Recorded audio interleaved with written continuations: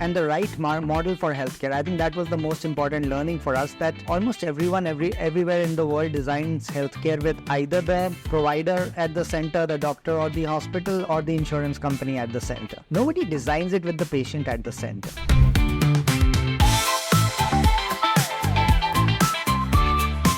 Let's zoom into 2014-15.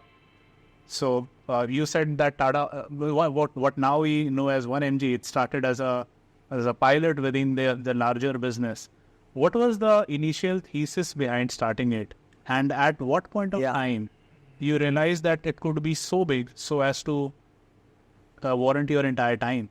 Yeah, so I think it was a bunch of, what was happening was the dots were getting connected. When I look at it now, 2009 when we came in, what was the fundamental thesis? The fundamental thesis was that the healthcare system in India will get digitized over a period of time. Foundational technology will come in place. All the benefits of medical records, data analytics, everything that healthcare has been talking about but not seen in India. Early stages of that, US, that part had just started happening or taken off. So we felt India will see that journey begin.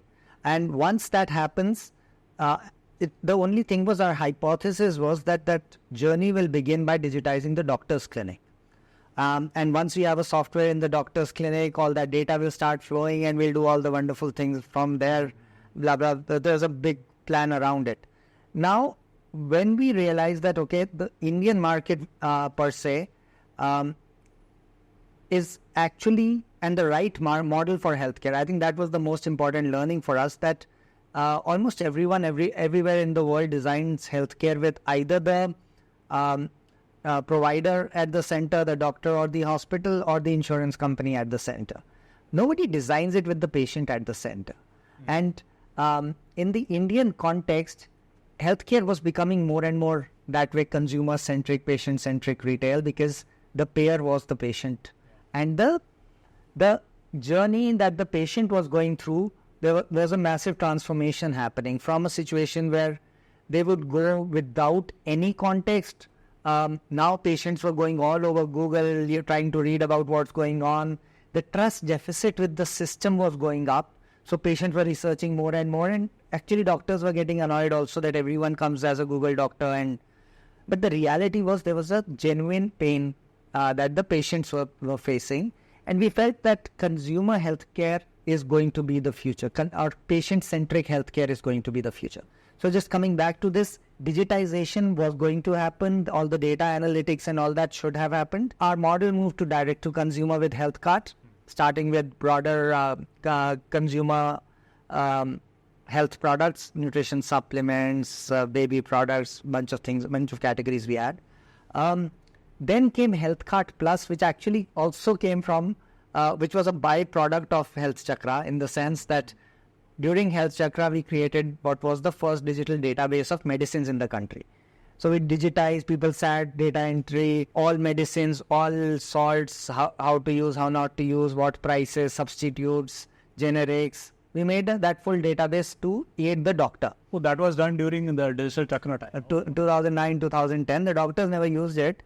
But then we had this database lying, and just when the app ecosystem in India was happening around 2012, 2013, we felt, okay, we have something very useful that for us it was a eureka thing, that when we came to do the digitization, that for the same salt you have like 200 different brands selling the same salt at vastly different prices.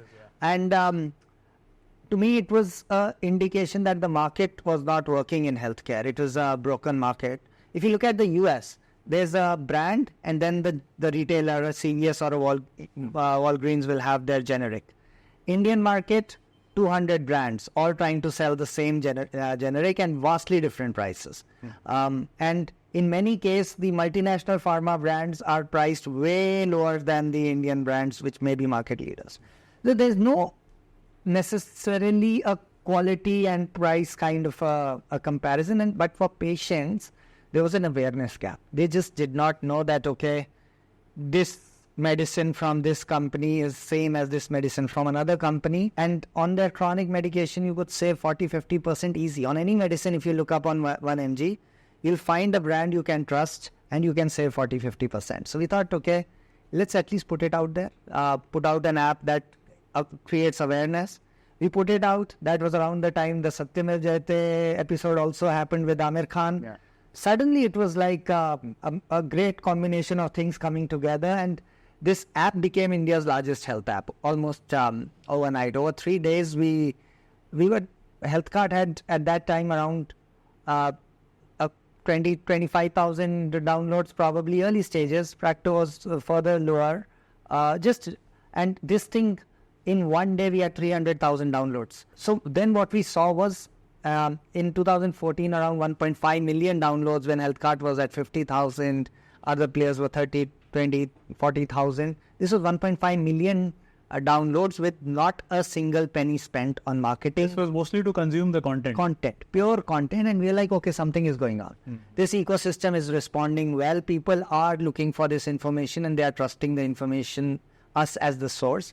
Now, can we go back and build whatever we thought we would build and left in 2010?